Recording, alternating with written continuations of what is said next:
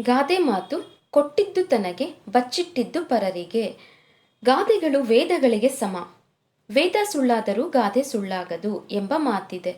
ವೇದಗಳು ಜನಪದರ ನುಡಿಗಟ್ಟುಗಳಾಗಿದ್ದು ಕಿರಿದಾದ ವಾಕ್ಯದಲ್ಲಿ ಹಿರಿದಾದ ಅರ್ಥವನ್ನು ಹೊಂದಿರುತ್ತದೆ. ಅಂತಹ ಗಾದೆಗಳಲ್ಲಿ ಕೊಟ್ಟಿದ್ದು ತನಗೆ ಬಚ್ಚಿಟ್ಟಿದ್ದು ಪರರಿಗೆ ಎಂಬುದು ಸಹ ಒಂದಾಗಿದೆ. ಕೊಟ್ಟಿದ್ದು ಎಂದರೆ ದಾನ ಮಾಡಿದುದು. ದಾನ ಮಾಡುವವನು ನಿಷ್ಕಾಮ ಕರ್ಮಿಯಾಗಿ ತನ್ನ ಹಾಗೆಯೇ ಮತ್ತೊಬ್ಬನೆಂದು ಪರಿಭಾವಿಸಿ ಆತನ ನೋವಿಗೆ ಸ್ಪಂದಿಸುತ್ತಾನೆ. ಸಮಾನತೆ, ಸಹೃದಯತೆಗಳನ್ನು ಪ್ರದರ್ಶಿಸಿ ಸಮಾಜದಲ್ಲಿ ಒಂದು ಉತ್ತಮ ಕಾರ್ಯವನ್ನು ಎಸಗುತ್ತಾನೆ. ಆತನ ಅವನತಿಯ ನಂತರದಲ್ಲಿ ಅಮರನಾಗುತ್ತಾನೆ.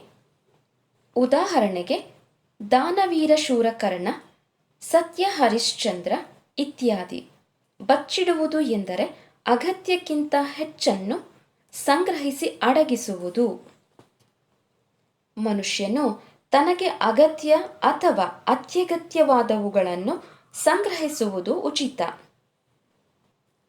ಆದರೆ ಅತಿಯಾಗಿ ಸಂಗ್ರಹಿಸಿ ಅದನ್ನು ಅನುಭವಿಸುವ ಮೊದಲೇ ಅಂತ್ಯವನ್ನು ಕಂಡಾಗ ಅದು ಪರರ ಪಾಲಾಗುವುದಿಲ್ಲವೇ ಎಂಬ ಅರ್ಥವನ್ನು ಈ ಗಾದೆ ಮಾತು ತಿಳಿಸುತ್ತದೆ.